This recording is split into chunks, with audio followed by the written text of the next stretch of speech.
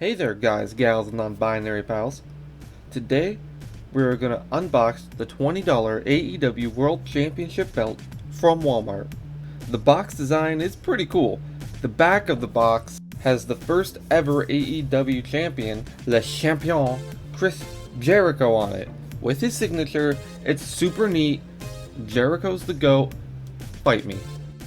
As far as unpackaging it, there's weirdly and kinda cheaply, there's scotch tape on the inside holding the belt in place.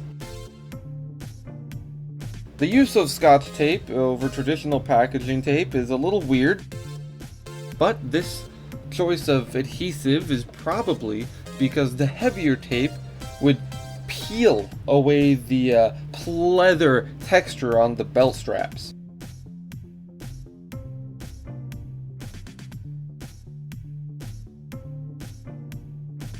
For a $20 toy belt, this is surprisingly heavy and very well constructed. The designs and inlets are intricate. The detail is awesome. It's super detailed. The AEW logo also has some inlaid cracks, probably to represent the shockwaves they made and continue to make in the wrestling world. While the belt itself is smaller than the toy replica WWE Universal Championship belt, the AEW belt is heavier, far more detailed, stunningly beautiful, and cost $20. $20! The Universal belt was twice that at $40.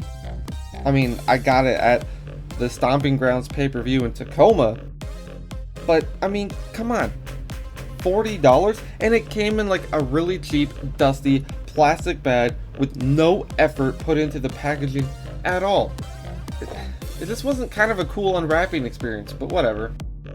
So, if you're an AEW fan or a wrestling fan at all, and you're looking for one of these cool belts for your kid, or you just want it because you're a big kid like me, do yourself a solid and pick this bad boy up. It's super cool. It looks really dope.